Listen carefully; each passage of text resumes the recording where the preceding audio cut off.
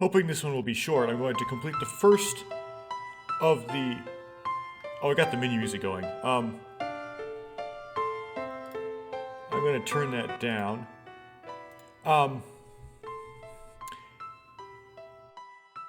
This is going to be the first of the two tasks I described at the end of last recording. That is, going through Coco's route again and getting all the paths that I missed in order to help complete all of the paths.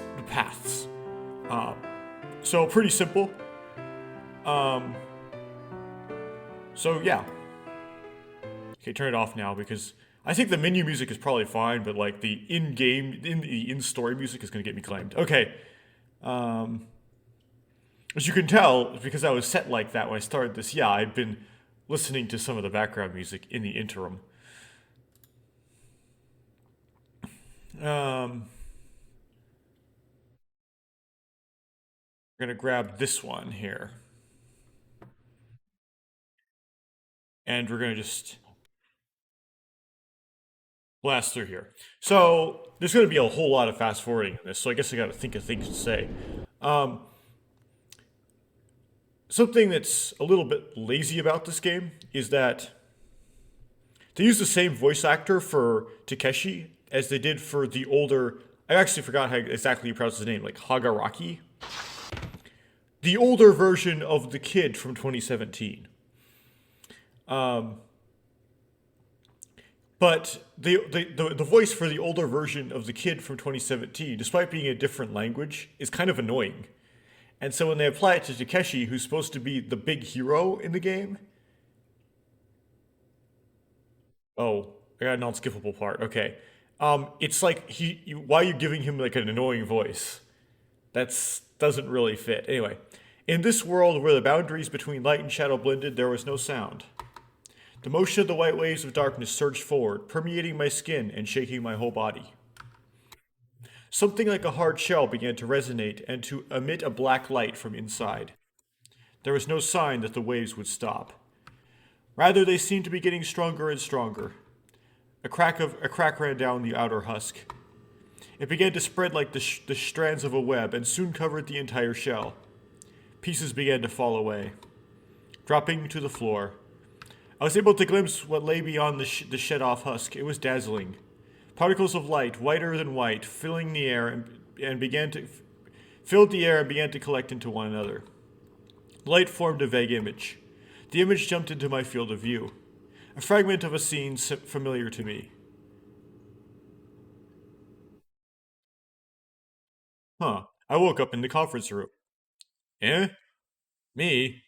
Why do I feel at such unease with me? If you stare at something for a long time, it can seem to warp and change. The unnaturalness I felt right then seemed a lot like that phenomenon. As though I were taking something for granted that I shouldn't. It was probably just my mind playing tricks on me. And not thinking any more about it, I shook Coco's shoulder. She was next to me asleep, head down on the table. Hey, get up, it's morning. Yeah, I'll drop the whole thing here. Fuyu, Rubbing her eyes, Coco got up slowly. Oh, good morning, brother. Huh? Oh yeah, Coco, you have a brother? But hey, you got the two of us mixed up. No, brother. It's like fourth wall breaking already.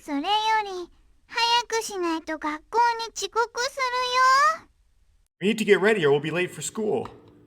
Coco is still half in dreamland. Late for school? What are you talking about? Well, that's just the setting it is. Listen.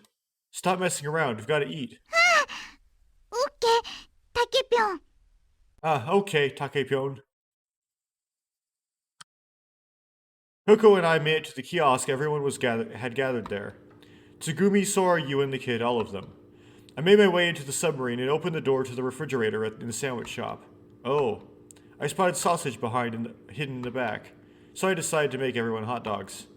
Soon after I had made breakfast for everyone, I leaned out over the counter and said, Alright, whoever wants to eat, get in line.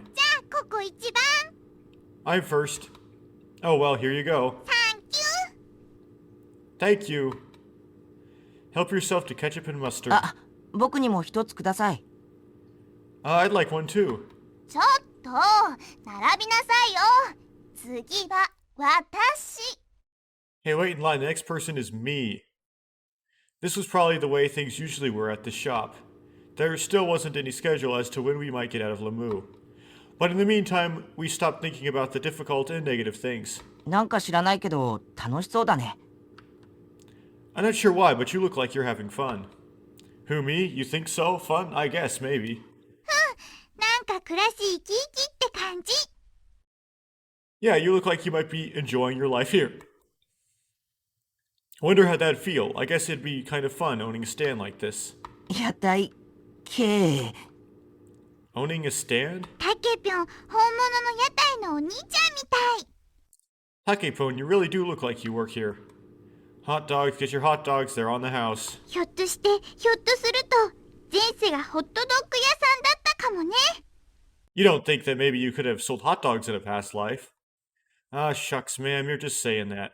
違うってここミスターホットドッグというよりは No, Coco, I don't think he was a hot dog man. I think he was... サンドイッチマン。 A sandwich man? Oh, come on, you.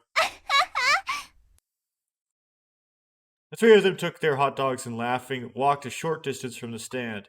And as if they had traded places, Tsugumi came up. 何かあったの？ What happened? Everyone was eating hot dogs. Hey, I've got one for you too.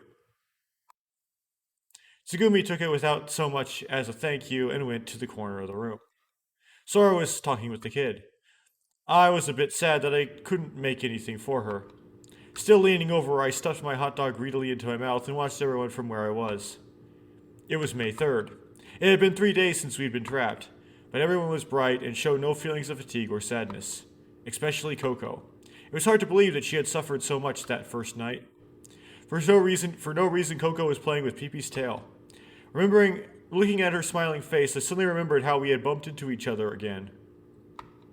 After I got her out of the elevator, I seemed to remember. So this is, I guess, the recap that you get of Takeshi if you enter Coco's route as the kid. あの時の You're that guy from before. You're that girl from before. The girl and I pointed at each other and froze. Woof. I spotted the scruffy face of a dog circling around her feet. Popo. ポポじゃないよ。 His name's not こ Popo. の子はピピ。私はココ。ごっちゃにしないでよね。 This little guy's name is Pee-Pee, and my name is Coco. Try not to mix them up, okay? But what are you doing here? なんでって言われても Well, what do you expect me to say to that? 下のフロアに行こうと思ったら突然このエスカレーターが止まっちゃって。 I was trying to go to one of the lower levels, and all of a sudden this elevator stopped, and... It isn't an escalator, it's an elevator, alright? Oh, I didn't even... 間違えちゃった。エペレーターね。 Oops, I mean elevator, okay? No, not no, evelator. Not evelator, elevator. If you're on a moving staircase, that's called an escalator. And if you're in a box that goes up and down, then that's an elevator. Try not to mix them up. まあそんなのどっちでもいいでしょ。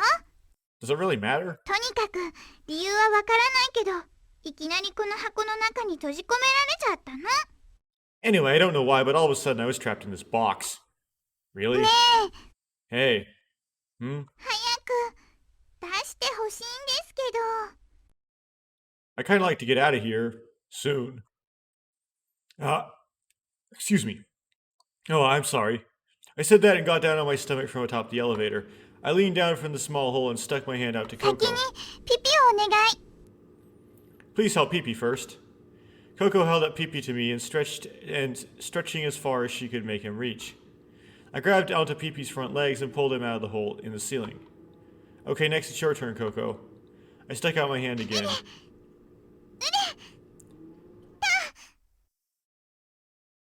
Coco jumped over and over, reaching out for my hand. But either she was too short or just had a terrible jump because she didn't even reach my fingertips. Toricha! うりゃえいやあちょ Next, I looked over to where Sora was. She was standing next to the kid and talking with Tsugumi about something. I could hear that they were talking about from where I was behind the counter. I couldn't hear what they were talking about from where I was behind the counter. Sora Kanagasaki. It was hard to believe she was only an illusion generated by RSD. I stared at her again from a distance, and thought about what we talked about the day before. ところで、倉成さん、 By the way, Takeshi. 倉成さんは月を見たことがありますか？ Oh, Takeshi, have you ever seen the moon? Yeah, are you kidding? では、満月の晩、倉成さんが月を見上げていたとします。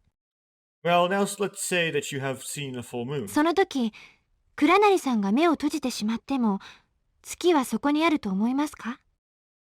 And let's just say that you closed your eyes. Do you think that the moon would still be there? Why are you asking such obvious questions? Of course it would. ならば、世界中の人間が一斉に目を閉じたとしたらどうでしょう？ And how about if everyone in the world closed their eyes all at the same time? I don't know what your point is, but even if everyone in the world closed their eyes, the moon wouldn't disappear. 本当ですか？ Really? Yeah. どうやって確かめます？ How can you be sure? Just open your eyes and check, right? それでは家庭に背くことになります。 That goes against the purpose of this exercise. 私がお尋ねしたのは、観測せずに月があるかどうかを確かめる方法は存在するかということです。 My question was whether there was any way of measuring whether or not the moon exists if someone closes their eyes. 倉成さんが目を閉じた時にも、世界は本当にあるのでしょうか？ When you close your eyes, do you think this world still exists? もしも私の画像だけではなく、このレミューの一切合切がすべて RSD による幻影だとしたらどうしますか？ What if I told you that not only myself, but all of Lemu was nothing but an RSD-generated illusion? What would you do then? 倉成さんが今ご覧になっている壁や天井やその他の景色のすべてを実像だと証明することができますか？ Can you prove that the walls, the ceiling, and all of the scenery that you are witnessing actually exist? ごめんなさい。冗談ですよ。 I'm sorry, I was only joking. That's a joke? ええ。レミューは確かに実在します。 Yes, Lemu really does exist. 倉成さんがあまりにも自信たっぷりのお答えになったので、ちょっとからかってみたくなっただけです。 You sounded so full of confidence when you answered. I thought I would tease you just a bit. しかし、これだけは言えます。 However, I can't say this. 人間が世界を認識するためには、五感のうちのいずれかを使う以外に方法はありません。 For humans to know the world around them, they must use one of their five senses. すべての感覚を失ってしまったら、世界があるのかどうかさえわからなくなってしまうのです。 If they lose all of these, they lose the ability to tell whether this world exists or not. 逆に言えば、視点こそが世界を作っていると言えるかもしれませんね。 Another way of putting it might be to say that the perspective is in the eye of the beholder. この場合の視点とは、視覚のことだけを指しているのではなく、聴覚、嗅覚、味覚、触覚のすべての感覚を指しています。 In this instance, I don't mean just sight, but hearing, smell, taste, touch, all of the senses. 物事を知覚するポイント、それが視点なのです。 The point at which you perceive the world, that is perspective. そして私は And 月と同じなのです。 I am the same as the moon. Her existence disappeared when I closed my eyes, but I felt that Sora had just as much as, no, maybe even more human warmth and caring than the rest of us. Then again, there was Tsugumi's coldness. ふーん。見かけによらずまともなことも考えられるのね。I guess you're not as dumb as you look.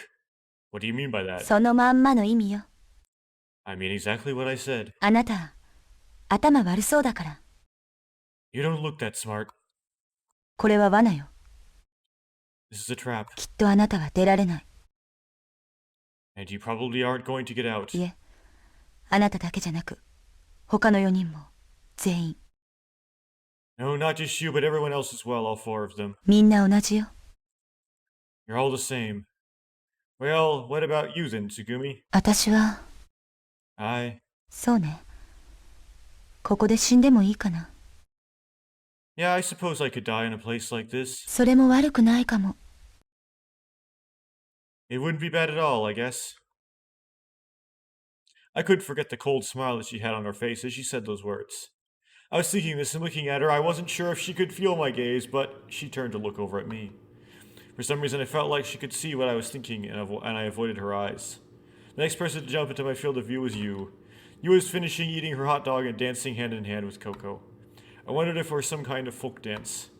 She smiled so wide it seemed her face might split and laughed boisterously. Her eyes shone so brightly. But I knew, behind those eyes was hidden a past filled with sadness. Her father disappeared 17 years earlier. I thought about the talk I'd had with you the day before.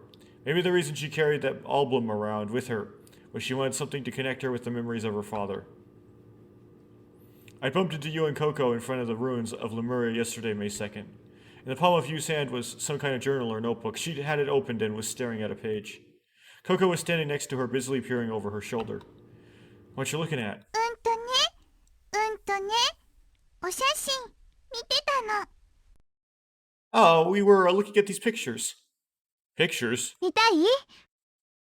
You want to see them? Sure. じゃあ見せてあげよう。 Okay, I'll show you.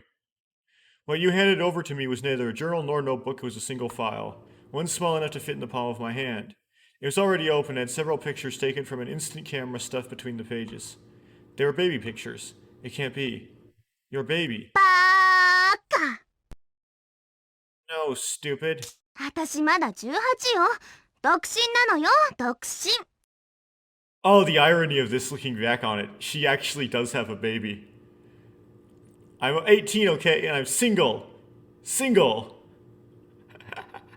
As if that was a requirement. I was like, if you needed a man. Yeah, right. Which means that this baby is... ナッキュだよ。 It's not you, dummy. Well, oh. ナッキュがちっちゃかった頃のお写真なんだって。 You think? These are from Nakio as a little bitty baby. So this is what you were laughing about. いけない？ Something wrong with that? だって可愛いでしょ？子供の頃の私。 I mean, they're adorable, right? My baby pictures. もちろん今でも可愛いことに変わりはないんだけどね。 And of course the fact that I'm cute hasn't changed a bit, you know? それから、ちょっと貸して。 Oh, and can you hand those back? And saying that, you snatched the file out of my hands. これが七五三の時の私で。 This picture is when I was dressed up in a kimono as a kid. これが運動会の応援団長をやった時のやつで。 And this, I was a head cheerleader for an all-school athletic event. それからこれは中学校の入学式の時の写真でしょ？ Oh, and this one is from my first day of middle school. Okay, that one has to be her. Because, like, the clone was born a year and a half ago. You continue to flip through the pages. これは高校の文化祭の時に撮ったやつ。 And here's one that I took at the talent show my freshman year in high school. ケイコ、ミンミン、ベティ、ちーちゃん、ビーフ山本。これは一応先生ね。 And here's Kaiko, Mean, Betty, Chi-chan, Beef Yamamoto. Oh, and I couldn't forget my teacher, right? Those are probably references to something that I don't get. 花火大会でしょ？温泉旅行でしょ？アミちゃん家に泊まった時の写真でしょ？ And the firework competition. Here's my trip to the hot springs. Oh, and one from the time I stayed at Ami-chan's. それからなんだこれ？ And here we have, what is this? はい夜中に学校に忍び込んだ時のやつだ。 Oh, that's right. This is when we sneaked into school that one night. 卒業式のはね、確か最後の方に、And of course, the graduation ceremony. There was one more, これブサイクでしょ？泣いちゃった後だから。 Here it is. It's hideous, right? I've been crying and crying. So much of you's history was there. Smiling faces, sad faces, silly faces, surprised faces, even shy faces. They were girlfriends, boyfriends, teachers, people, afternoons, nights, good times and hard times. It goes without saying, but shown in those photos were people I didn't know, places I didn't know, and a you that I didn't know. あとはね。 A you that you didn't know as well. Oh, and, you looked like she had no intention of stopping, so I rushed to get a word in. You. So what is this, like your life's history album or something? アルバムね。そんな風に呼んだことはないけど、 A history album? Well, I've never called it that before. まあ、ジャンルとしてはアルバムに分類されるのかな。 But if you had to label it, I guess you could call it that. So why are you carrying that with you? なんでそんなこと聞くの？ Huh? Do you even need to ask? Because she's gonna die. タケピョン知らないの？女の子はみんなこういうの持ってるんだよ。普通。 Takepyon, you don't know? All girls carry around things like this. It's normal. You don't say. うん。 Yeah. 少なくともここの周りにいる女の子はみんな持ち歩いてるよ。 Well, the girls I know carry them around. みんな今頃何してるのかな？ I wonder what everyone is doing right about now. You murmured softly to herself as she flipped through the pages. 私のこともしかして心配してくれてたりするのかな？ Do any of these people ever worry about me? そうだ。 Oh yeah. タケピョンはさ、ママとパパと一緒に住んでるの？ Yeah, this is all like hints of that she does have a baby, and there are hints that she's going to die, and that's why she has this like this record heaps of her all that's going to ever happen in her life because her life is about to end. It's like she's trying to like maximize what little she's got. But it's like near impossible to pick up on it at the time. Do you live with your mom and dad, Takepyon? それとも一人暮らし？ Do you live by yourself? Coco threw the question at me abruptly. Before answering, I tossed the question back. How about you, Coco? You're probably still living with your parents, aren't you? ココ14歳なんだよ。当たり前でしょ？ Well, I'm 14, aren't I? Of course I am. あ、だけど今パパは家にいないけど。 Oh, well, right now my dad isn't at home, but why not? 出張中だから。 Because he's on a business trip, that's why. Oh, I see. And what about you? Are you living with your parents or... Oh, duh, why did I ask that? I realized it'd be a mistake to ask that. Yu's dad was missing. But it didn't seem as if she cared one way or another. 私はお母さんと一緒に住んでる。 I'm living with my mom. でも心配なんかしてないと思うな。 I doubt she's really worried about me. そういう人だから、あの人。 That's just the kind of person she is, my mom. And the mom, it turns out to be not a very important character, so it's kind of like just throwing a line in here just to put a line in here. What do you mean? 楽観的っていうか、なんていうか、あんまり物事に動じるようなタイプの人じゃないのよね。 I guess you could call her a positive thinker. She isn't the type to really let herself get caught up in things. 無断外泊とかしても全然平気みたいだし、 She doesn't care if I stay up all night. 今まで18年間あの人と付き合ってきたけど、うるさく言われたことなんか一度もないんだ。 I've been living with her for 18 years, but she's never raised her voice at me once. 私、放任主義で育てられたの。 I grew up pretty much doing whatever I wanted. だからこんな風になっちゃったのかもね。 I suppose that's why it turned out the way I did. You showed me a page from her album that she turned to. There was you with putting the hurt on some wrestler. And the guy looked like a bulky jock of sorts. Coming out of my reveries, I noticed the scene had changed a bit. You and the kid had taken off somewhere. Maybe they'd gone to the rest area next door. It's only been 2 days and so much has happened. Just being trapped here is an unusual state of affairs. I said these words to myself without thinking. Just then, ba-boom. Okay. So, back what I was saying about voice acting a long time ago. Like, in addition to, I said the voice, Takeshi's, or Hagaraki's older voice was annoying. So why would they apply that to Takeshi? Well, another thing, not only do you not actually see the person you're playing as his face, you don't hear their voice either, because the lines of the character you're playing as are not voice acted. So they could have that as like part of the twist, like they could do a reveal through voice acting, which had been they could have done different things, like they could do a reveal through imaging, but they could also do like suddenly your character becomes voice acted and you don't recognize the voice or something as well. They could have done things with that. Because the character you're playing as wasn't voice acted, it would allow them to apply a voice. as well as applying new sprites and new appearance. But they didn't bother. And it's like, well, you should be thankful they did what they did, but it seems like it's something kind of necessary that they kind of needed to do, but they didn't. And of course, they reused young Hagaraki. I don't know if I'm pronouncing his name right, but like whatever it is, Hagaraki's voice for Hokuto as well. And I guess it doesn't not fit as bad. Like, that is not as offensive. But it's kind of still a little bit lazy, right? They could have had, I don't know, like the producer walk in and say lines or something, right? They could have had the voice actor try to use a different voice for the other character.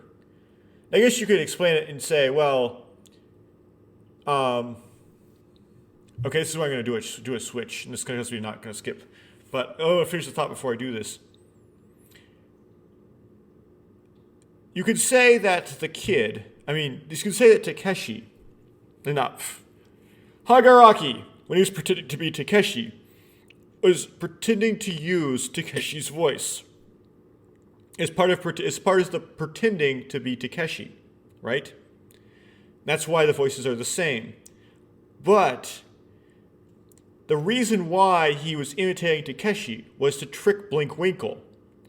And Blinkwinkle does not hear is the player, and the player does not hear the voice of who he's playing as.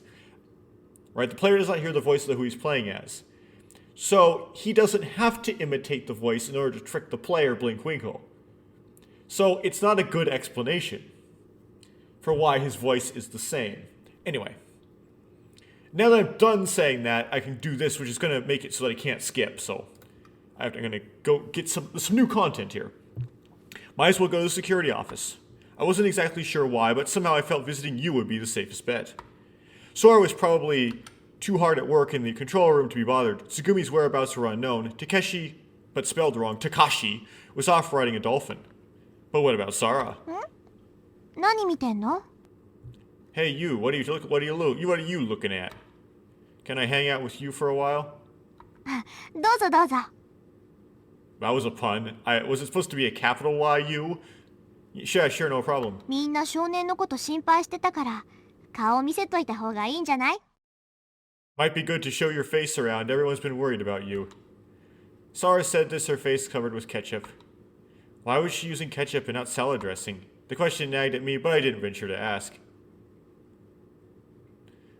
I wiped the ketchup off her cheeks with my fingertips, and we left the conference room together. Yeah, like localization team. That Y, you gotta capitalize it when you need to capitalize it, okay? Otherwise, you makes the line really confusing. As we climbed the stairs, I licked some ketchup from my fingers. It tasted of tomatoes. I suppose it only made sense. It made sense. Since arriving at Lamu, I hadn't eaten a tomato. I wasn't sure I had ever tasted a tomato before coming to Lamu. Basically, I totally lacked all memory of eating tomatoes. But still, I had knowledge that a tomato is supposed to taste like, well, what a tomato is supposed to taste like, and that ketchup has the flavor of tomatoes. Actually, ketchup doesn't really taste like tomatoes. It tastes like sugar. But anyway, there's too much sugar in it to preserve the tomato taste. According to Sora, evidently I have only lost the memory of my personal past. Amnesia. Apparently, even if I didn't possess a memory of eating tomatoes, I still possess knowledge of the connection between tomatoes and ketchup. And that's because the person playing the game knows the difference between tomatoes and ketchup. What's more, it wasn't just tomatoes. In every moment of life that I encountered and that passed by, for every scene to reach my eye or words to reach my ears, I was able to distinguish correctly between the reasonable and the absurd. For example, I knew that the sky was blue, the clouds were white, and that leaves were green. I knew all about man-made things as well, such as electrical appliances, cars, trains, bicycles, roads, bridges, skyscrapers, houses, furniture, toys, clothes, food, movies, art, music, books. I knew about all of them. When people are happy, they smile. When they are sad, they cry. I possess full knowledge about the range of human emotions. Furthermore, I knew that I was alive, and I knew what it took to die. I would die without oxygen, I would die without food or water, and exposure to extreme heat or cold would kill me. If I drank poison, it would kill me. If I jumped from a high place, it would kill me. If my heart stopped, my life would end. If I lost a large quantity of blood, or if my brain stopped functioning, or even if I was lonely beyond repair, I would die. I knew the boundaries between life and death. Common sense and the absurd. Somehow unconsciously I could judge between the true and what was true and what was false. But how? I was probably able to objectively compare things with my various life experiences and episodes. But if that was the case, then there was something that bothered me. Mirrors. I knew that when I looked in the mirror, the image projected was myself, but despite that knowledge, I had fallen into a delirious state of confusion the night before. Why? When I saw the image, my immediate reaction was, no, this is wrong. In other words, my instant reaction was, this isn't right, what should I look like, it can't be right. Or to put it more simply, when I tasted the ketchup, I could tell it was made from tomatoes. It seemed like a natural conclusion. It was because the flavor matched my image of what tomatoes should taste like. The previous night's experience, however, was entirely different. When I saw my own face in the mirror, I thought I was clearly a different person. This was mainly because the face I saw did not match the image of what I thought that my face should look like.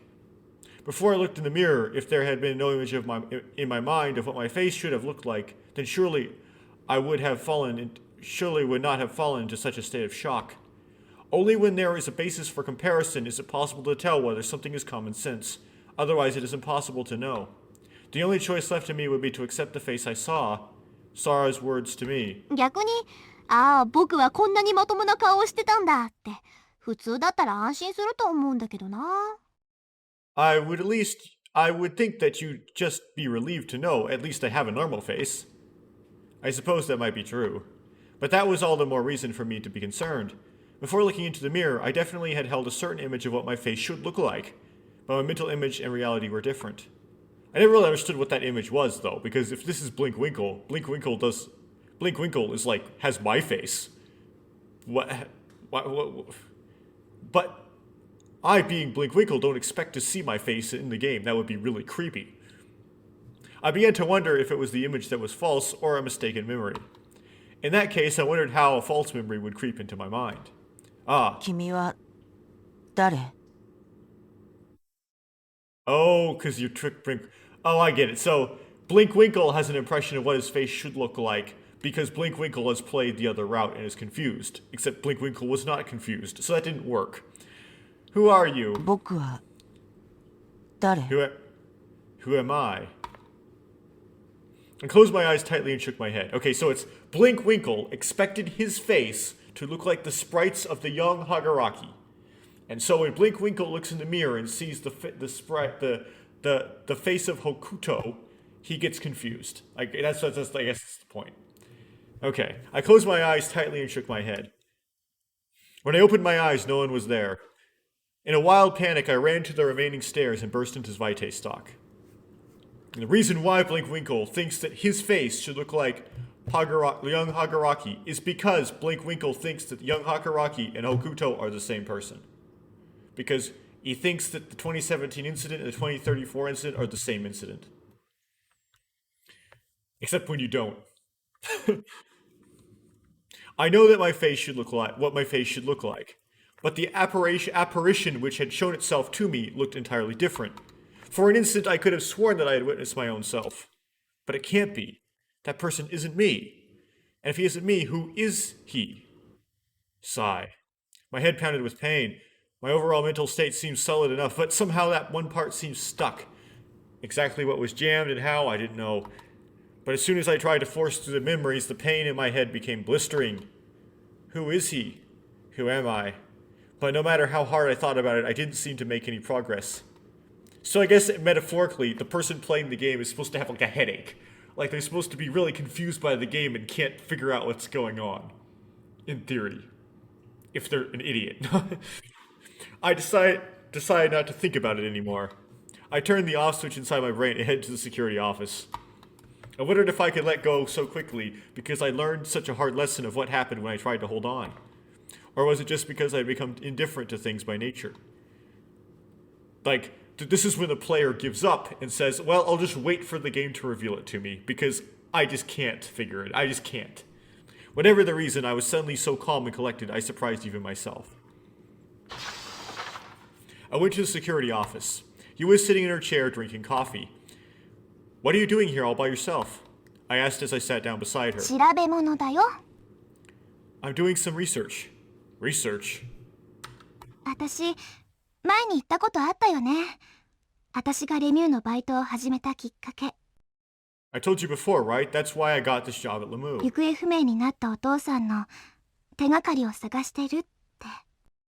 I'm looking for clues about my father who disappeared. 私は17年前にいなくなったお父さんの手がかりを求めてレミューにやってきたの。He went missing 17 years ago, and I came hoping to find a hint as to why. I thought maybe I'd heard her mention it before. You said that the last place he had seen was Lemieux, right? Oh, are you investigating that? そう。 Yes. You nodded and shifted the cup to her other hand. お父さんについての情報よ。 Information about my father. Yeah, so Yubisai Harukana told Yubisai Akikana that the story of her father and mother was the same for her as was for her. That's probably confusing. In other words, because her father died... Because she was told that her father died 17 years ago, was it? Then she then told you the same thing. She told you that her father died 34... we'll get clarification here. I'm all confused now. 今から17年前、 It was 17 years こ ago. こで大きな事故が起きたらしいの。 Okay, so yeah, okay. Accident. So Yuki told Yubisai Harukana that 17 years ago there's an accident and Huyoshi died. So Yubisai Harukana told Yubisai Akikana that 17 years ago there was an accident and her father died. And that way she would say the same thing to the kid as she says to Takeshi, so that Takeshi in 2017, so that Blinkwinkle will then think that they're both the same you. うん。私もよくは知らないんだけどね。 I don't really know much about it. 何しろ当時のニュースを調べてもほとんど何もわからないの。 Even looking at old news clippings, I wasn't able to gather much information. What do you mean? 事故の原因、具体的な被害状況、その後の経緯、どれも曖昧な報道のされ方で。 Then we're going to find, though, that he didn't actually... that Sora's going to find that he didn't actually die 17 years ago. He died 34 years ago, which is kind of ironic because it actually exchanges the truth for something false. Yoichi died 17 years before this incident we're in right here. We're in the 2034 incident. We're playing as the kid. Yoichi died 17 years ago at the end of the 2017 incident. But Sora's going to find that he died 34 years ago, which is false. But that's what's stored in Lemieux's system. I mean, like Lieblich is reporting, such that then it tells the player, based on the lie, it gives the player a hint that allows them to guess the time skip and the time discrepancy. That's cool. I kind of like that. 要するにマスコミも詳しいことは知らなかったんじゃないのかな。 I figured that the media didn't really know the details about what happened either. 何か大きな力で情報が封じられてたってことね。 Somebody or something powerful clamped down on information. That's interesting. 17年前の謎に包まれた事故。 An accident 17 years ago shrouded in mystery. 17年前に行方不明になったお父さん。 And my father that disappeared 17 years ago. そしてお父さんは事故の直前までここで働いていた。 Worked here until right before the accident. これらのことから推測できることは、 I can guess about some of what happened from what we already know. You think that the accident had something to do with the disappearance of your father? そういうこと。 That's right. ここにはレミにはお父さんの痕跡が残ってるはず。そう思って私はやってきた。 I thought that here, that in Lemieux, there would be some trace. That's why I came. でも実際に働き出してみるとそんなことを調べる余裕なんてなくて。But since I started working, I haven't had any time to look into it. それどころか、レミのデータベースには近づくことすらできなかったの。I couldn't even get close to Lim's database. まあ、当たり前なんだけどね。私の考えが甘かったってこと。I guess it makes sense. I was pretty naive. The chair squeaked as you slumped back in it. You just stared at the で ceiling. もね、ついにチャンスが訪れたの。But you know what? Opportunity knocked. Opportunity? You don't mean this accident. そうよ。Yep. 私は、こうして今、レミに触れてる。Now I have access to Lim. 事故が起きたおかげで、私は晴れて目的に近づけるようになったの。Thanks to the accident, I have been able to get a step closer to my goal. まあ、そのおかげで、こうして命の危険にさらされてるわけなんだけどね。Well, I suppose it's given me a chance to live life on the edge. You joked as she shrugged her shoulders. So, did you find anything out? それが、ちょっと困ったことになってるのよ。That's the problem. Saying that, you started manipulating the keyboard. One of the monitors on the wall shifted from footage of an observation camera to an image of a computer desktop. On the upper left corner of the screen, 2 dolphin icons were displayed, showing that the OS had begun to operate. In the middle of it, one window was open. Gazing at the new window, you began to explain further. これはね、ネットワークに接続するための認証画面なの。This is the authorization screen to connect to the network. 接続しようとしているユーザーがシステム側で許可された人間かどうかを判定する画面ってこと。This is where the system assesses the user for proper authorization. 私はこれからレミデータベースの C レベル。要するに機密情報にアクセスしようとしてるの。I'm attempting to connect to Lim's C level, meaning I'm trying to access classified information. C level. でも、そんな重要なデータを誰それ構わず見ることができたら大変なことになるでしょ？ If anybody could easily access important data, it would be a security disaster, right? Okay. だからこうして、ここを覗こうとしてるあなたは誰ですかってコンピュータが聞いてきてるの。That's why there is a screen where the computer asks, hey, who's trying to look at this? As she spoke, you used the mouse to click on the box for name. Inside the box was written the words Yuki 当 Tanaka. 然、私の名前だとアクセスできるわけないから、こうやってアクセス可能な人間の名前を偽って入力するわけね。And of course, now we know that Yuki Tanaka could potentially have never even worked for Lamu. I mean, never even worked for Lieblich. It was Yubisai Haru Kana saying that her name was Yuki Tanaka to Yubisai Haki Kana that was working at Lieblich. Of course, there is no way I could access the system using my name, so I'm using someone else's name to get in. Someone whose name was never, was wrong because that person never worked for Lieblich. だけど、そんなことは誰だって考えついちゃうよね。But anyone might think to try that, right? I suppose so. 当然、これを作った人だってバカじゃないから、それを防止するために、本当に本人かどうか確認する方法が取られてるの。Obviously, the people who programmed this aren't stupid, so to prevent false authorization, they use methods to check identity. 本当にあなたが田中幸恵なら、パスワードを言いなさい。The screen then says, if you really are Yuki Tanaka, please show me your password. Password? When I heard that word, for some reason my chest began to tingle. Without saying anything more, you silently typed on the keyboard. From her fingertips, a password was entered into the entry field. With a quick snap of her wrist, she hit the enter key. Access denied, invalid name or password. Without blinking an eye, you entered a different string of letters.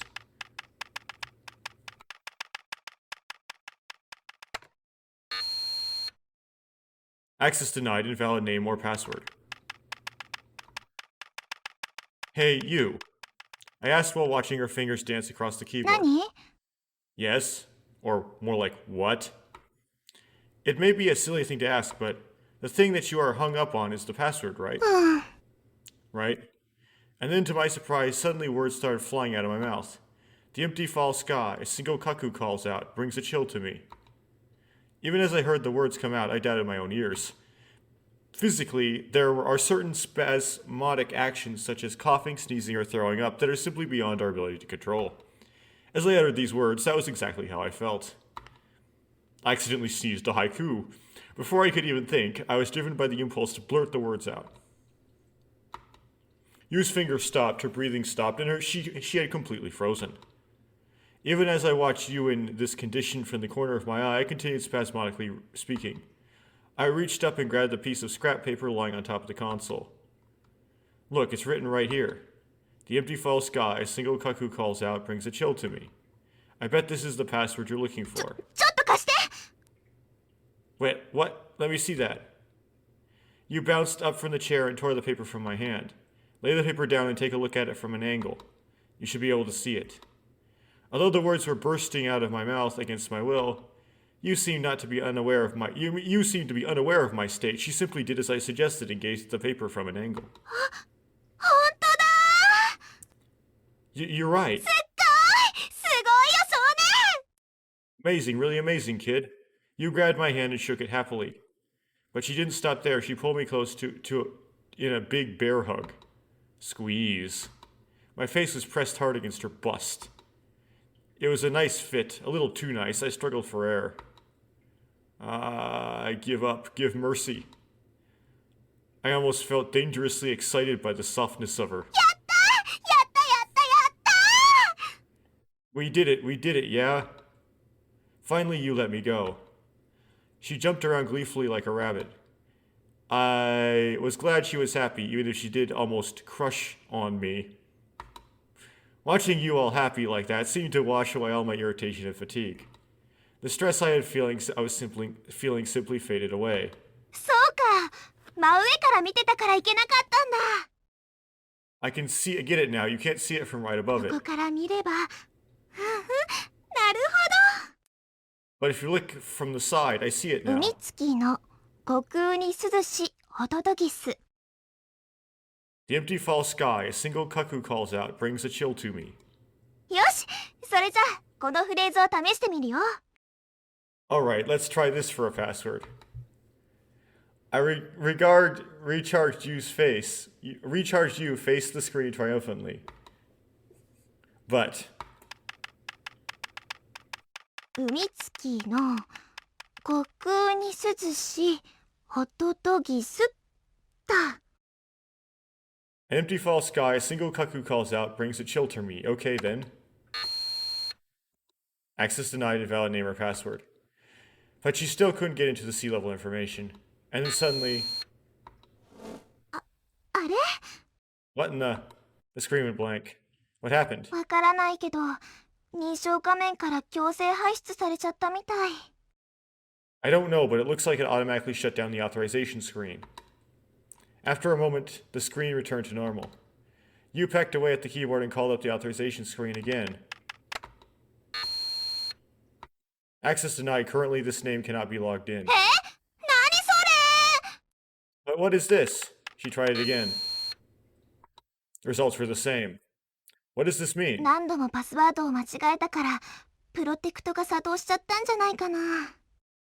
Maybe I entered the wrong password too many times and it activated some kind of protection. つまり、レミの方からお母さんの名前でのアクセスを完全に遮断されてるってこと。 In other words, Lemay has completely denied access to my mom's name. So... そう。しばらくの間は諦めるしかないってことね。 So we'll have to give up for the time being, I guess.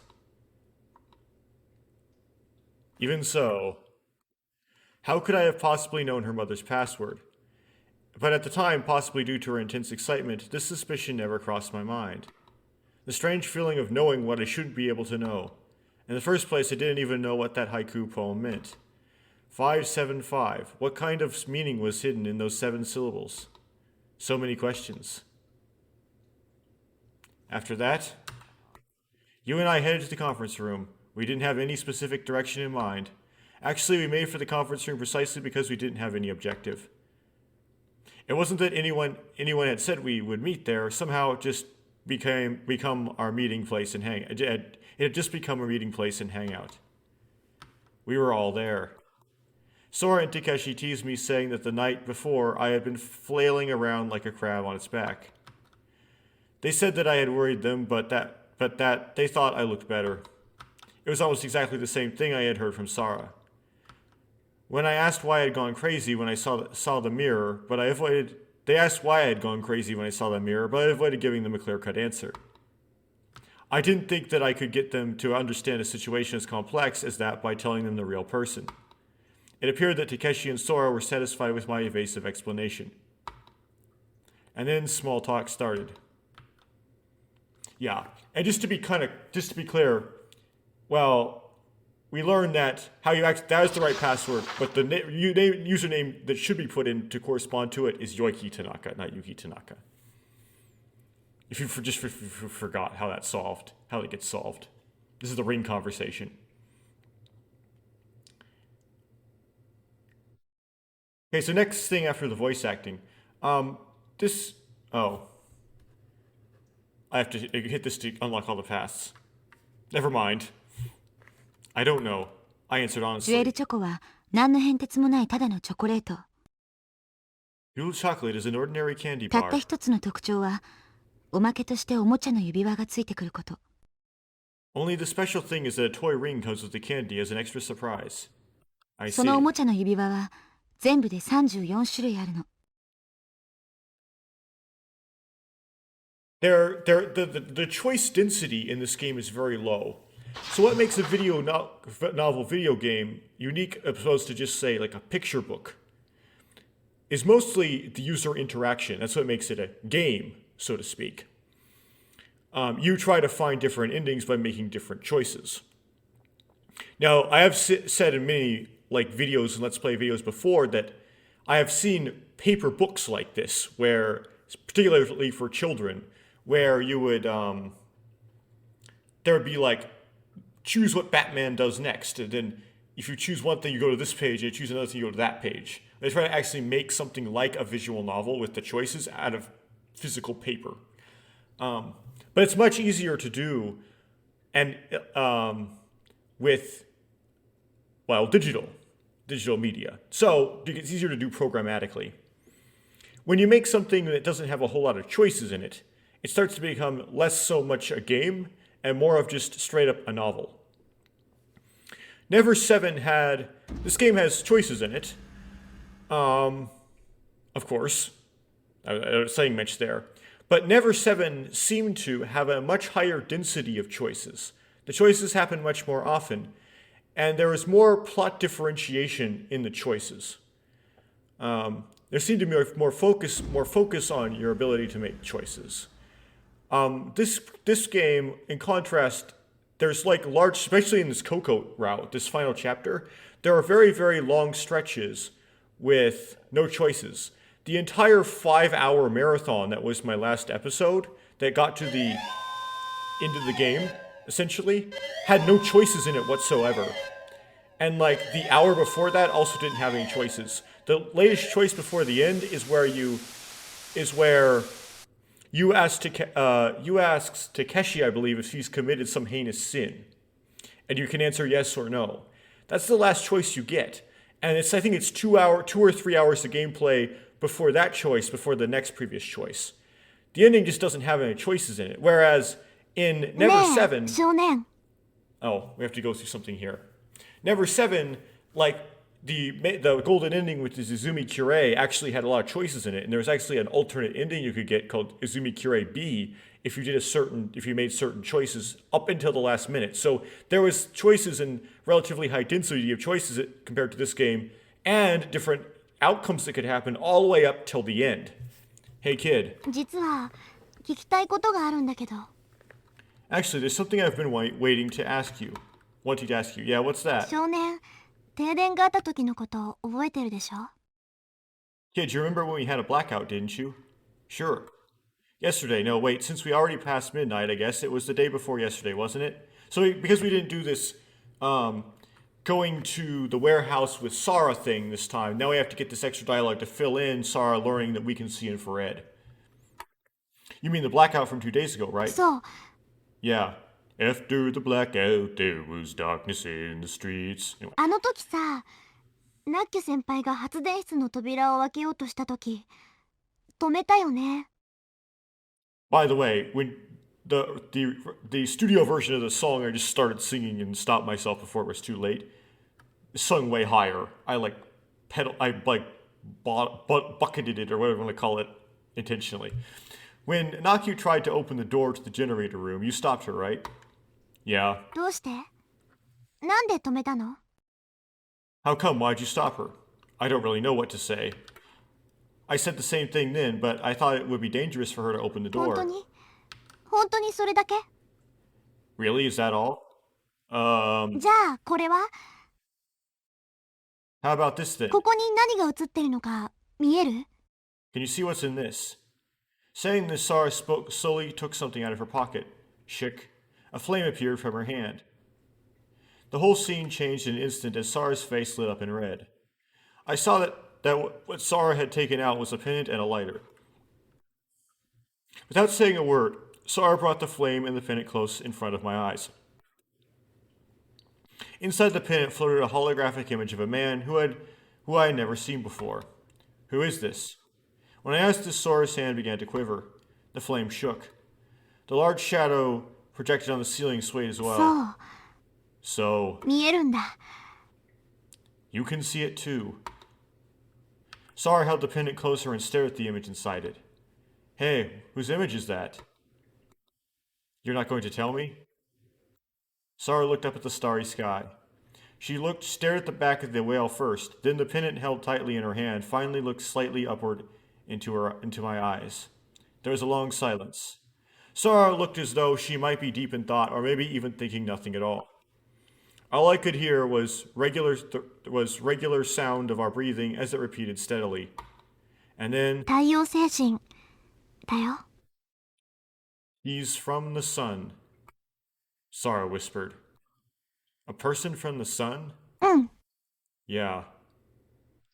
I never quite figured out what that meant. I know that there's the moon keeps being like Sora's like the moon.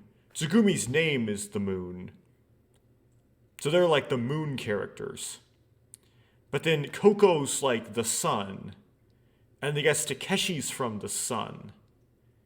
So I don't know exactly the symbolism here, like what differentiates the moon people from the sun people. It's not like the woman are moon and the men are sun, because Coco's a sun, is from the sun too. So let me see that. I took the pendant and the lighter from her and checked the image again. It goes without saying that she seemed to look like a normal person. I had no idea how people from the sun were supposed to look, but the man on the image at least had the face of an earthling. Oh, and I don't know if I'm going to have to mute the ending credit music in the last episode because of like copyright or something. But just in case, the lyrics of it has actually English lyrics in it. And they go like, I can see the sun, you can see the moon.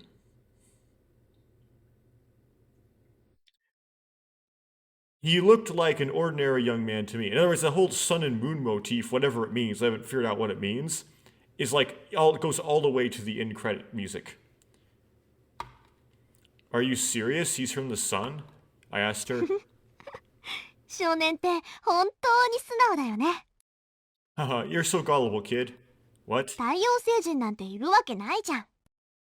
There's no such thing as people on the sun. あんな炎の塊みたいなところに生物が存在すると思う？ Do you honestly think life could exist on that ball of fire?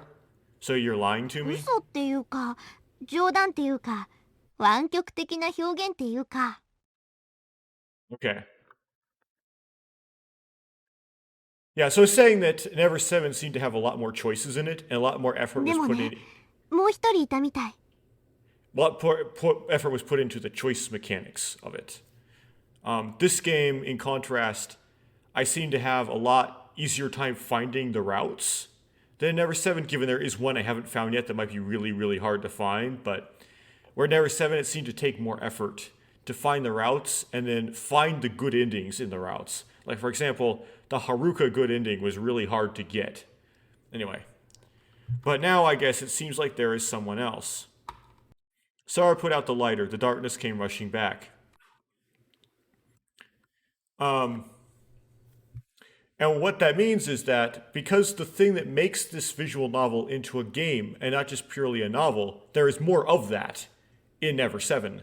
And so Ever17 is more of a game than this is. And this more focus is put onto writing the story.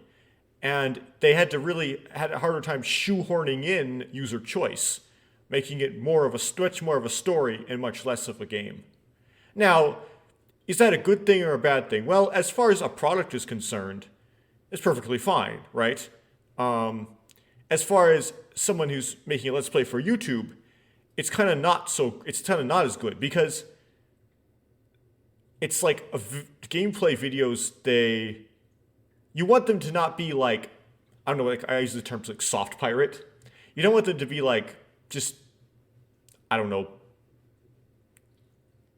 just the game by itself, because it's like, I don't know, that should be considered copyright infringement. Like the whole point is like seeing how other people react to the things that happen in the game and how well they perform and what their thought process is solving the puzzles and or getting through the obstacles and how they approach just like seeing, it's the whole point is people, right? Is to kind of understand people by watching people. And if I had to have to do less stuff to find the answer, then, well, there's less of me in the video. Surprisingly, Sara and I were told that we had the ability called infravision. Since we had this ability, naturally, it was difficult for us to imagine not being able to sense the temperature or to imagine complete darkness. But I realized something then. That was why I've been able to notice the generator door was hot. That's why, like, I watch a lot of Let's Plays myself, right? I watch, like, multiple people play DDLC, for example. I watch multiple people play Danganronpa Trigger Happy Havoc. I do that because I want to know what various different people's reaction is to the game. Danganronpa is a lot like that, where you just want to see how a bunch of different people react. And so you watch people play the same game over and over again, just different people playing it. It's no fun if it's just the game itself with nobody, with not the person in it. And so it makes for a better Let's Play. Like something like Ever17 would make for a better Let's Play because it's got more choices. And you get to see more struggle. This is just a lot of, well, what you see here is a lot of just text after text after text. It's just like reading a book to you. It's kind of a DLC plus, like Matt Pat didn't go through all the side stories on recording because he's like, this isn't really gameplay, I'm just reading a book to you. And this is not what my YouTube channel is about. It's like not about reading books to you. I mean, it's fine, but it's not really what I'm about, right? So it's not as good as a Let's Play game as Ever17 is because it just kind of forgets about, like the scenario writer Uchikoshi just kind of got all into pouring his heart into this story. And he did a really good job with it. This is actually probably his best story he's written, if I were going to be honest, and neglected the whole choice thing in the process and made it less of a game. So yes, what I just said. This is probably, although there is some cop-outiness, there's like convenient force wall breaking, there's like some anime BS to it. This is probably the most feel-good, like, make you happy story with sufficient complexity or satisfied with the whole, like, puzzle-solving nature of it that Uchikoshi has written. It's a better story than 999. It's a better story than Zero Escape Virtue's Last Reward. But it's much less of a game than those games. There's much less of gameplay involved in those games. Because now that those games focus more on the choice mechanics, especially Virtue's Last Reward, they also had escape room puzzles in them. So despite this game having a better story than those games, it may not necessarily be a better game. And it may not necessarily be a better game to make a Let's Play of than those games. What I mean by the whole like copping out thing is Uchikoshi is kind of like the master of the whole multiple endings thing. That's what he's all about, right? And that's every single game I know of that he might have worked on Tribe 9, I don't know what exactly that is, but all the things that he's worked on that I know of, I think probably Memories Off is the case too, except I haven't played Memories Off because I don't think it has localization. And I don't know Japanese yet, and it's not really my style, I would think, based on what I know about it, which is very little. I think it's like a high school slice of life thing. Anyway, Um,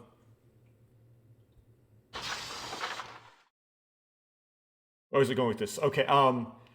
He has to when you do these multiple ending things, you have to figure out a way to kind of justify that whole thing in the plot, which is really hard, right? You have to come up with some sort of sci-fi or something that explains why characters can somehow use information from other timelines to unlock things, or how they can piece together the jigsaw puzzle from the various different timelines and throw them together to make the ending conclusion. And there's various ways to do this. I don't want to spoil. I'm going to say no just to do the new one. I'll finish that sentence later. Come on. I've made a lot of mistakes, and you know why? Because I'm human. But I'd be lying if I told you I never hurt people I cared about or broke their hearts. But I don't know if those are godless, massive sins. Well, it doesn't matter if you sin by an inch or you sin by a mile, Takeshi. A sin is a sin is a sin. そう。クラナリは偉いんだね。Well, you are admirable.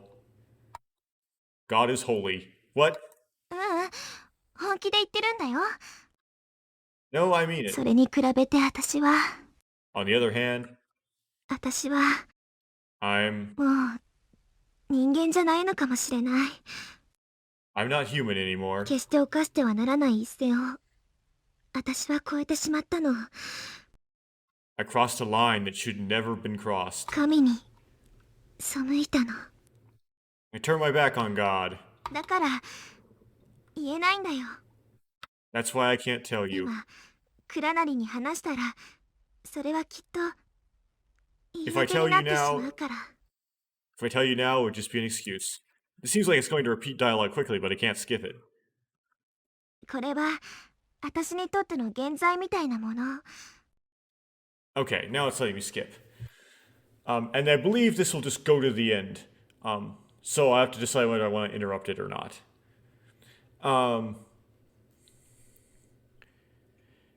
You have to come up with ways to what I was talking about is ways that it makes sense the players know things from other timelines. So I'm not going to say which games specifically do this, but one way is just have supernatural power. Just have some fantasy power that allows them to do that. Use some like phleebotism or something that does it. And then that's done in some of his games. There's also a game that he made, I don't know to say which one, I guess, where he makes it so that the way the characters find out is different than the way you find out. So, like, routes are locked and this doesn't have route locks. I'll explain what those are later. Until you find out something that the character is about to find out in the route locked right after the lock, but a different way. So it's like the way in which the player learns the story through exploring multiple timelines is different than how the characters learn the story. So you don't actually have to, you can have it revealed in the right order and have a whole multiple timeline mechanic without giving the character supernatural powers. So that's something that was done in one of his games. But that takes some clever writing. That takes some effort. And that particular game wasn't really that good, in my opinion. I guess that aspect of it was kind of good, but like, I don't know, the whole game is like not one of his best games. But anyway, this game, however, he just doesn't. It's like they don't bother, right? How they explain how you can know things from multiple timelines is just simply like it just accept it, right? It just like breaks the fourth wall. It's like, yeah, we know this because you know this, and we can communicate outside the game. So, you know, that's how it does it. It doesn't like try to create like a mechanism to make it make sense in the story, and it makes it so the story is not entirely self-contained. I mean, it doesn't make it bad. I mean, fiction's fiction, right? So fiction doesn't have to be self-contained because it's fiction. It's not like we need to make it believable or something. That being said, it's kind of like it's more impressive when you actually make it self-contained. That's like a higher work of art. When you have it so that it's not self-contained, it's like you kind of lazed out, right? You didn't go as far as you sometimes could. I don't know. Later on, Uchikoshi would start putting more effort into kind of explaining his multiple endings. Never 7 is unique in that it actually, the characters don't know things from other timelines. In other words, it does not actually build together a combination of all the timelines together to make some combined golden ending. Stuff from the other timelines is just dropped in the golden ending. So that's another way to do it, is just make it so there's multiple endings, but they don't interact with each other. That's kind of boring. That's less exciting than like using stuff from one ending to unlock something in another one. It's more exciting when they interact, but that's another way to do it, is do like Never 7 and just have them not interact.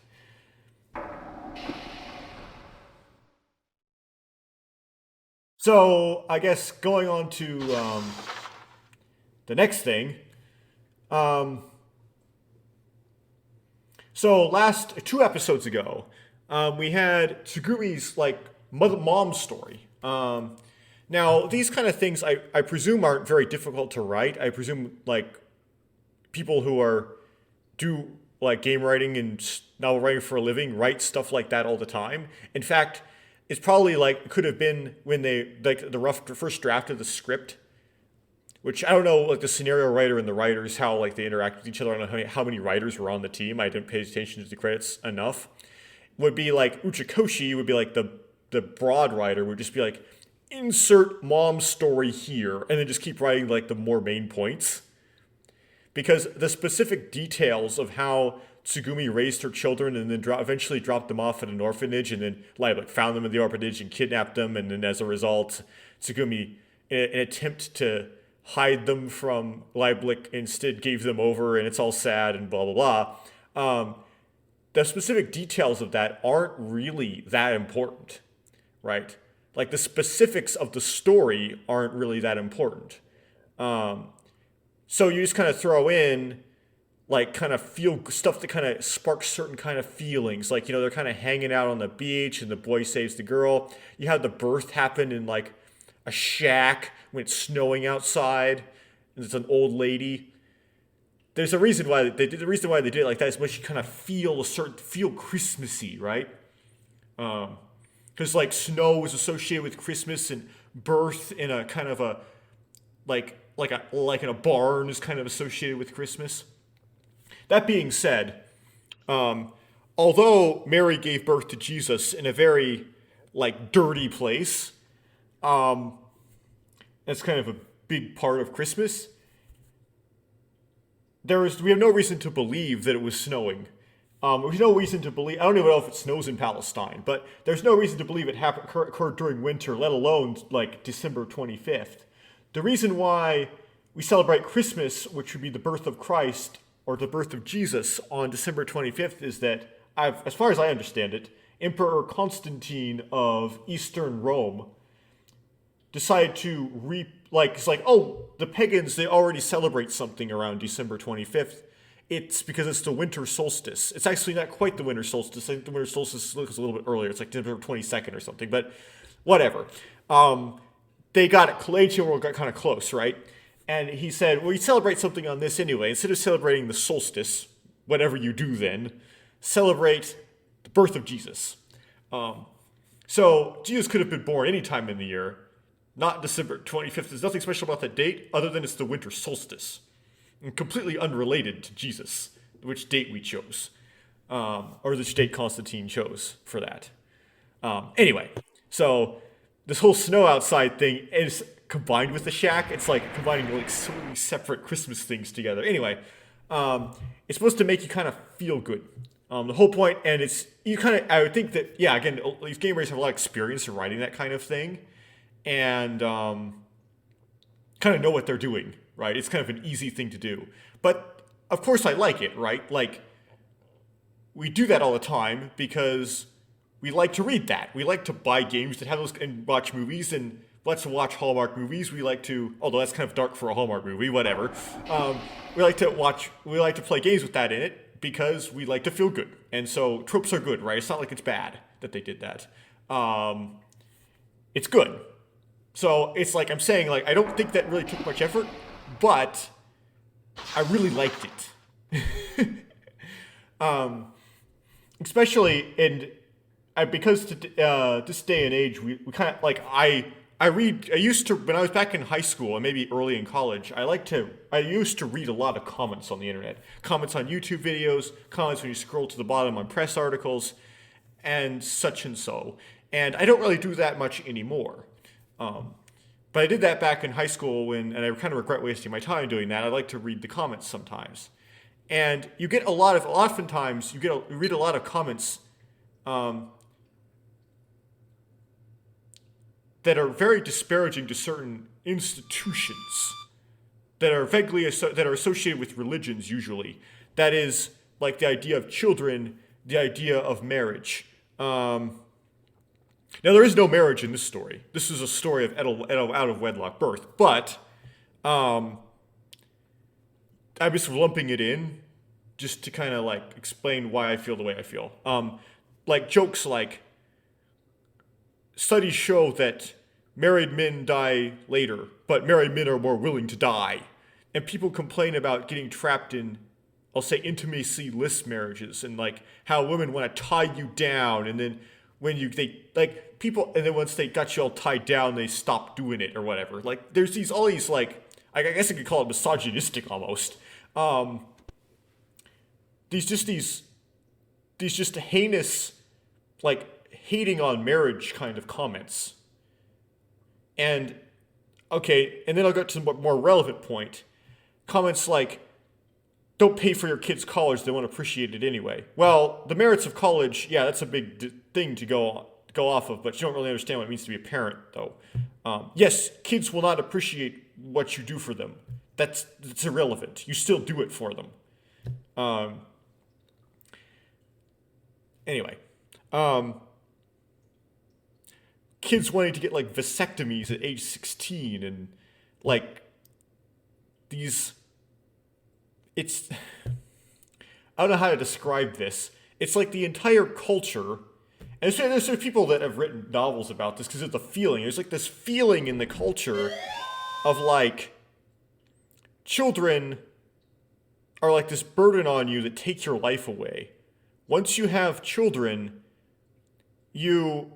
now it restricts what you can do because you can't do it with your kids because they're not physically capable because they're little children, right?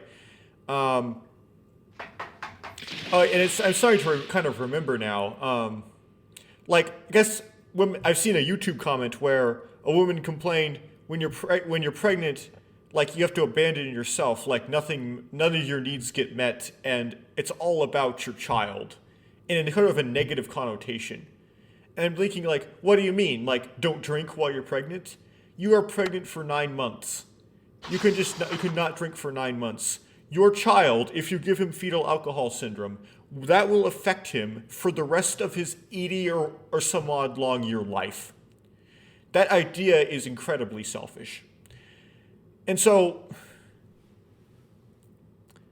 do you necessarily have to have kids to be a good person? Well, no, that'd be a very dumb thing to say. After all, I tend to associate having kids with getting married. I presume even though the culture is starting to abandon marriage more and more, there's some understanding that raising children with 2 people is better than raising children with 1.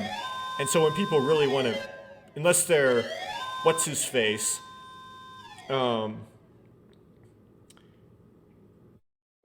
Mike O'Hearn, then there's still some understanding that it's best to commit to each other in order to raise the child to some degree, right? And so it's best that you stick together in order to raise the child. Anyway.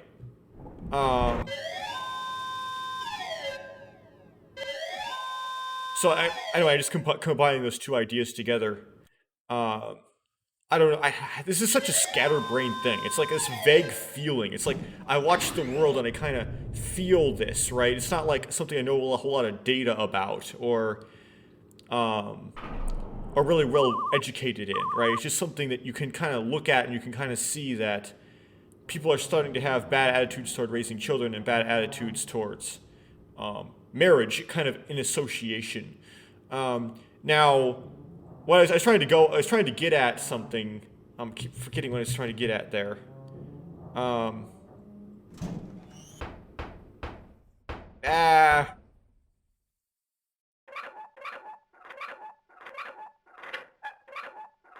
Oh, I was trying to say you don't have to have kids. That's what I was saying. Okay. It's like that whole Paul thing. I prefer if you not marry, but if you burn with desire, you should, right? It's not morally wrong to not make babies. It's not. It's just that, like, the attitude is, I'm talking about, like, that. This, the individual, like, that prevailing attitude you have towards it, right? That's kind of the issue. Like, the ancient, like, the Bible has has sayings in it, like, children are an inheritance from God. They are a gift from God. Blessed is the man whose quiver is full of them. And this whole structure of the ancient world and ancient Israel was, if you do not have children to inherit your land, then your land will get broken up among your relatives, but that's a tragedy, right? And it's somewhat communist, actually. If you don't have land, you can't make a living. You needed land in order to do agriculture, because there wasn't any other, there was less other trades at that time because technology was more primitive. And so you got this land. You could buy and sell land, but primarily you get this land from inheriting it from your parents. And there was this, for some reason, also this whole value in being able to inherit land down to your kids as well. Which is kind of, I don't know why, it's a little bit hard to understand why that reversal happens.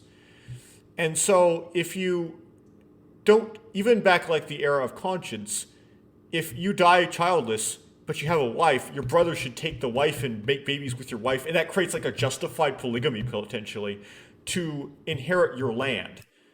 That's what like the book Ruth in the Bible is about, and there's other things in the Bible about that. And the first historical record of the pulling out and how God struck people dead for doing it. It's kind of funny, but anyway, you see this attitude towards children that's a lot more positive, as them being some sort of a gift from God, a necessity. That God would promise to people that they would make them into great nations. And that was kind of like the biggest promise that he could give, right? That I would make you, like, your descendants would be like the sand on the seashore. And that would be a blessing to be given that. And so when I see like a negative attitude towards children that seems to be happening, and like this declining birth rate, it's just like the culture. I see that as like a negative side to the culture. Man has this tendency to want to strive for permanence inherent in it, and permanence on this earth. Because although you could say, okay, you go to the new heaven and you live forever. I mean, new earth and you live forever. You go to heaven and live forever. The earth is the place where people make the decisions. It's a place where people make decisions. The earth is the place where the action happens. Where, like, the plan of God is acted out. And so, even still, even if you're a very heavenly minded, you still can't be so heavenly minded you're no earthly good. Because, like, this is very theological. I'm getting really preachy here. But you still have this desire for permanence on earth. You still have it, besides permanence in heaven. And to satisfy this, the press has been a big deal about people taken to committing mass murder. I remember there's a story of some co-pilot in Europe that happened a couple of years ago that intentionally crashed a jet into a mountain. And his last words in the black box was, "Now everyone in the world will know who I am." Now, I don't remember this guy's name. In fact, I don't remember when the story happened, what country he's from, and what country he crashed the plane. And I honestly don't remember the name of any of the mass shooters in the United States over the past couple of years that did it for the fame. It seemed to start with the whole guy with that that incel manifesto, and it just kind of spiraled off from there. He had Asperger's, and he knifed his roommates, and he shot up a bunch of people. Anyway, and and how much fame he got, and how much his fame his manifesto got, and how everybody read it, kind of seemed to encourage other people to also do mass killings and attempt so that everyone would know who they were and would read the ideas that they had, and that they could actually leave some mark on the world. It's almost as if people would rather be Hitler and be known for doing things that are heinous than for not being known at all. There's actually, if you look at the Wikipedia rules, there is a section on, it says, please do not make a Wikipedia page on yourself. And it says, to be honest, most people are not notable. But everyone wants to be notable. Everyone wants to be known for good or bad. It's just,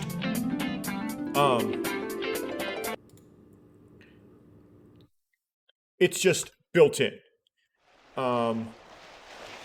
But one of the ways that you can continue, and even if you can't do something great in your life that you'll be remembered forever for, even if you can't be Isaac Newton, is children.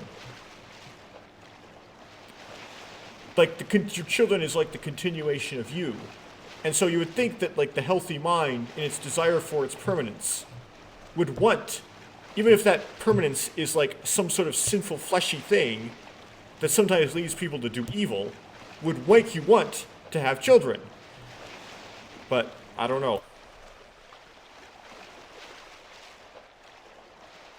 So anyway, when I read like a secular story that comes out of some country I don't know much about the culture of on the other side of the world, that says that this character, though these children were kind of, she was born to her in a state where she was really not comfortable, where she couldn't settle, and where it come from some out of wedlock relationship for which the father was no longer alive and they couldn't even know him. And like she still latches on to these children and loves them and values them, right? Despite all of that. And I read that, and although it might be easy to write and they know exactly what they're doing when they read it, still I feel really good. It made me feel really good. And yes, it had nothing to do with marriage, but whatever. When you see that like positive mother story, like when she learned she was pregnant, she didn't go, oh no, I'm pregnant. Oh no, what do I do? No, she was like, well, this is the continuation of Takeshi. This is how Takeshi continues to survive. And she loved them like because they were Takeshi's kids. And you can kind of justify it like that's all she had, right? She didn't have anybody, she knew she had no friends. She had nothing in the world, therefore the kids gave her something. If she actually had something in the world already, then maybe it would have been different. But I still loved reading that. And oftentimes when I do these recordings, I also do my working out at the same time because I don't have very much time in my day and I have to kind of multitask things. So when I was doing that recording, I was doing bench press. And I was doing like 5 sets of 5 intermittently. Then I was pausing and going and benching and coming back. So I like walked away. So I like kind of like my voice started sounding like it was gonna cry. And then I walked away to go do bench press. I like walked to where my bench press is. And well, first off, I started leaning into the cry thing. So if you actually like listen to me reading off that story, if you go back and watch that episode, you start like noticing my voice start to cry. And then the first 2 lines that happens is like real.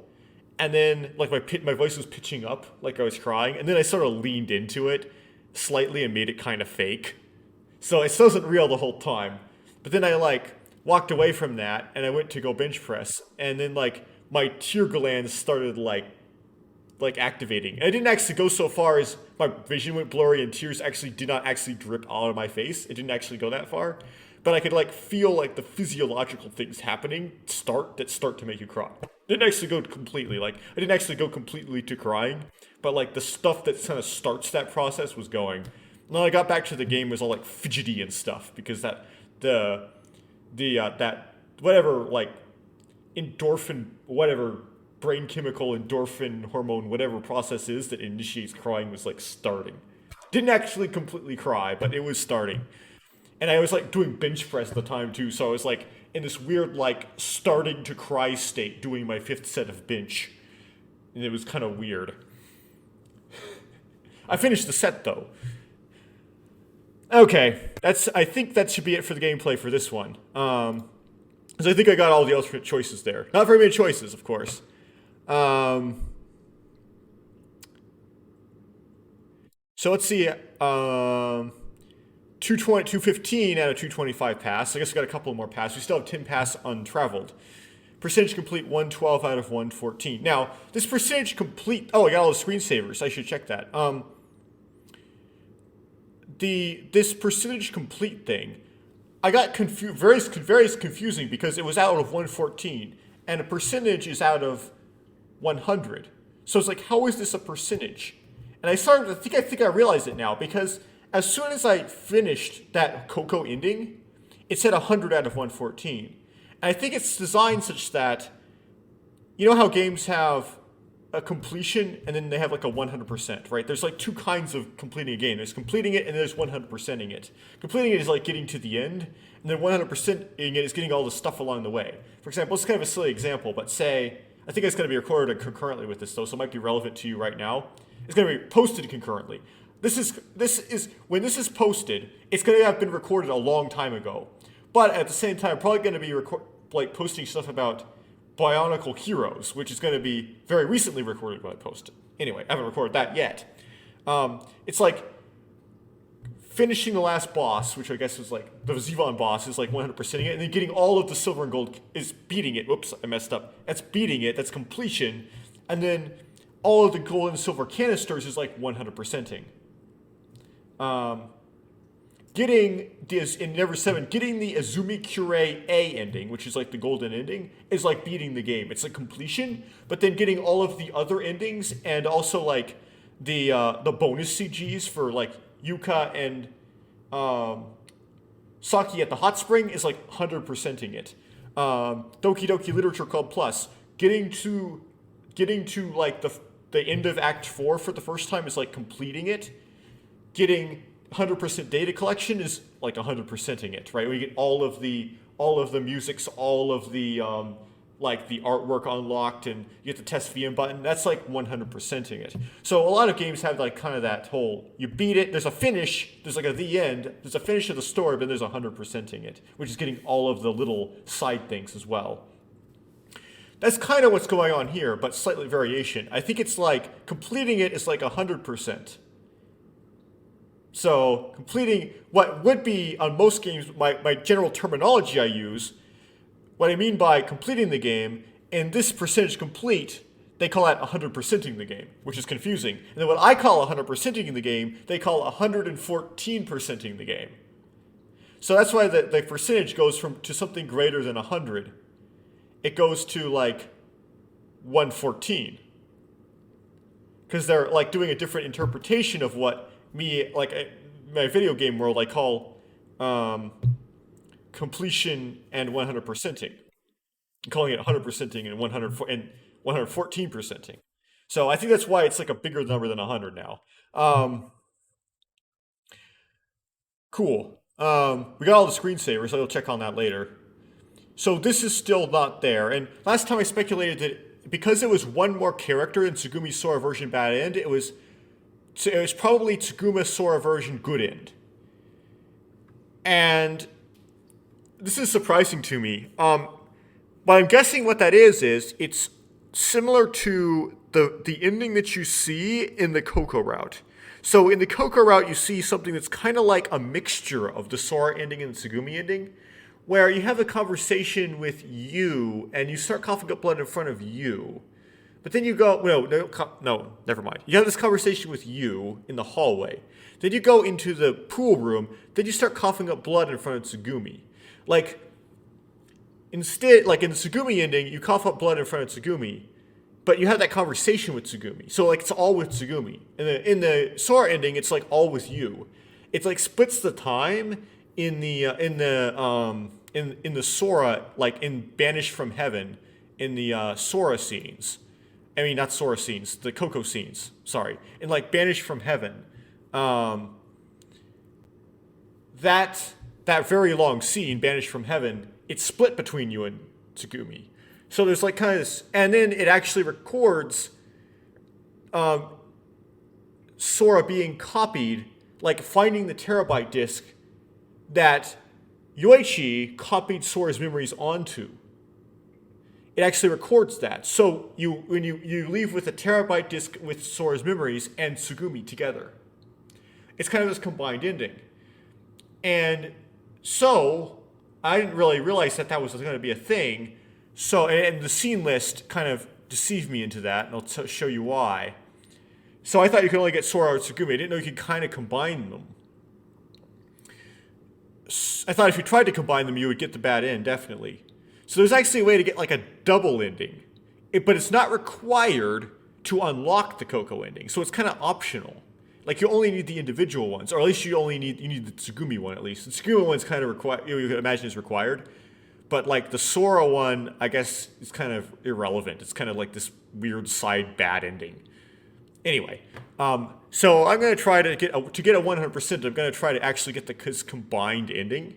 It's going to be kind of redundant because we've already seen a lot of this, and it might be kind of hard to do because, like, I don't know how exactly I'm going to be able to slot it exactly, because I didn't get it the first time, you see. But we'll try to hit this ending, which thinking what I'm guessing. The reason why I didn't think that was this combined ending was because the Tsugumi ending has 2 scenes in it. The Sora ending has 2 scenes in it. This is 1 scene. So in order to make an entire ending, you need 2 scenes. So this 1 scene here isn't enough to make a whole ending. So it didn't make me think there was a combined ending because they would need 2 scenes, not 1. See what I mean?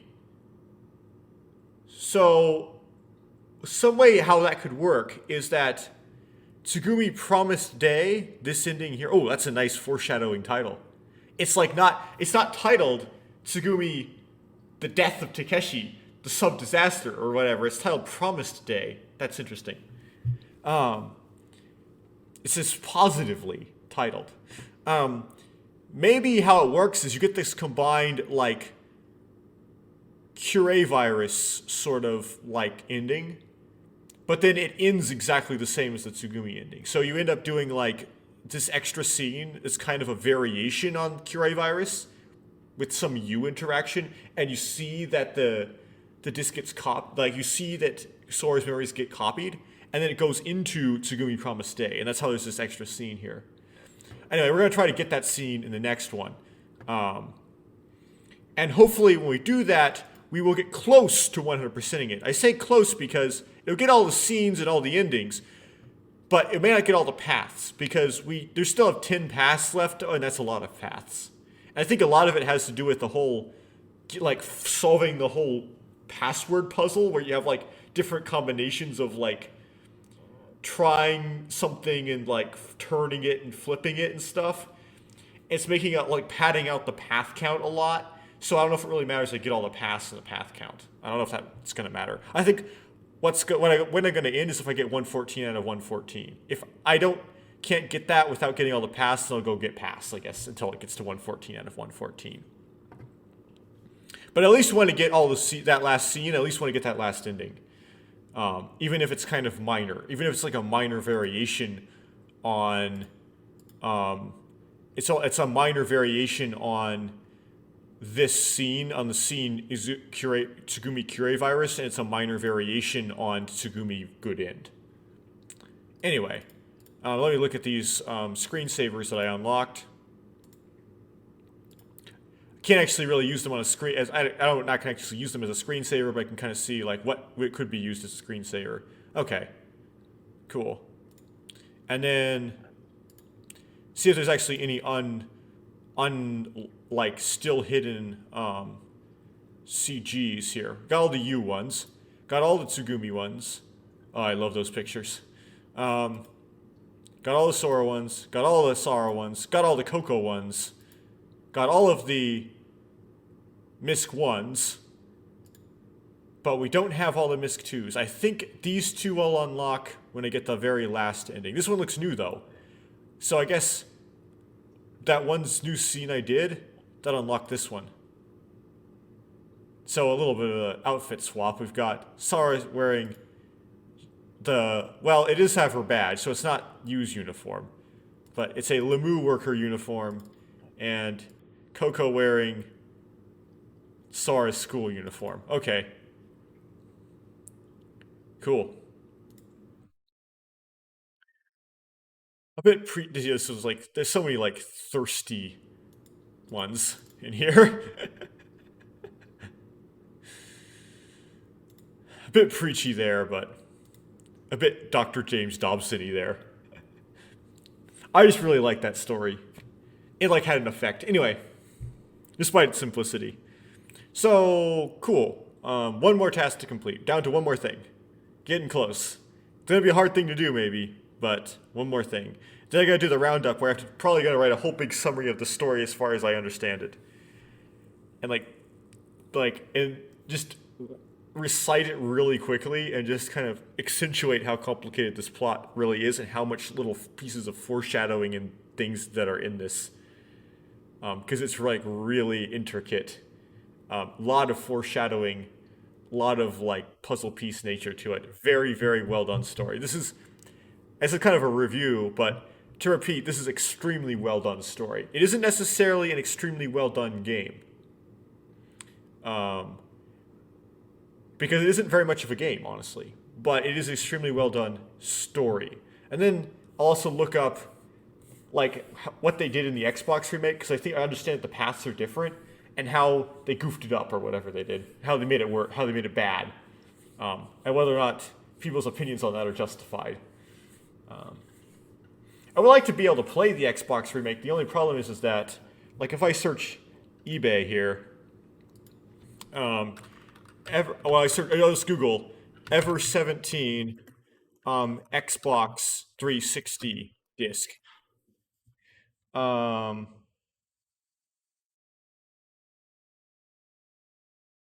And let's see, Amazon. They don't have any. They have a price. Oh, 5 used for $40. Oh, interesting. Okay, I can get a used one for $40. That's not that bad. Oh, wow, Tsugumi's outfit looks a lot different. That's weird. Okay. There's some screenshots here. They got the 3D stuff. Got the CG. We got some familiar CGs. Okay, so there's some familiar CGs and there's some 3D stuff in there. Okay. The problem is, so you can get used versions of the disc for, I don't know, around $40 or so. Although, oh wow, on eBay, it's going like one of the auctions is at like 80, but like you can tell that they're going up higher. They go up to like 200 potentially, when people bid. Is that you need an Xbox? Like you not only do you need the disc for like something that isn't ridiculously priced, but you also need an actual Xbox to play it on, which I presume that the Xboxes are backwards compatible. Like if I get an Xbox X, it should be able to run it. I don't necessarily need to buy a used Xbox 360 off of eBay. If I can find one that isn't already broken. I've heard of like people sticking their Xbox 360s in the oven to make them restore them after they broke. Let's see if we can get like how much like Xbox 360s are going for. Oh, they're going for around a little over 100. Okay. And then I need a pass-through card to be able to record it. So a lot would have to go into playing the Xbox remake. I would need to get a used disc, and then I would have to get an Xbox X, which is really hard to get a hold of because it's like the PS5 and like graphics cards right now. It's heavily scalped, and it's hard to get it for like without paying someone who doesn't deserve to get paid. Essentially, it might be forwards compatible with the Xbox One, and it might be if so, I might be able to get away with like a used Xbox One or used Xbox 360. The problem with the whole Xbox thing is this would be the only game I would play with the Xbox. Like it would be a single purpose investment in that Xbox, which is like I don't know. um, but huh. And then eBay said that it was a Japan import. Wait, Amazon said it was a Japan import. Amazon did. If it's a Japan import, that might imply that they're only selling Japanese ones. And that would give me some issues if the Xbox port was only Japanese, only in Japanese.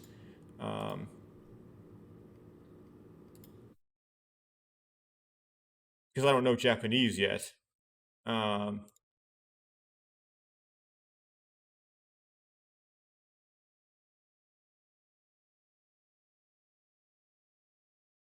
Is it only Japanese? Huh. Wait a second. Huh. That's another obstacle if it's only Japanese, because I have to learn Japanese good enough. United States.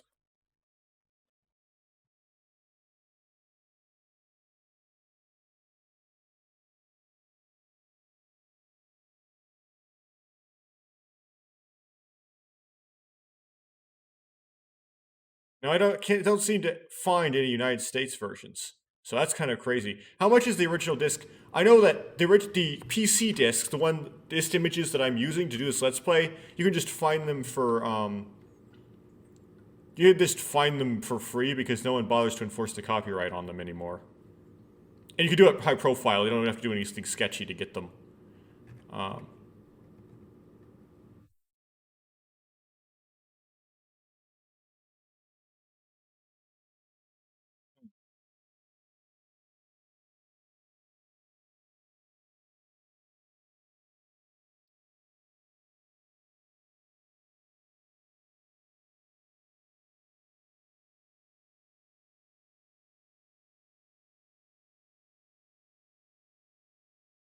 Why am I researching this on recording?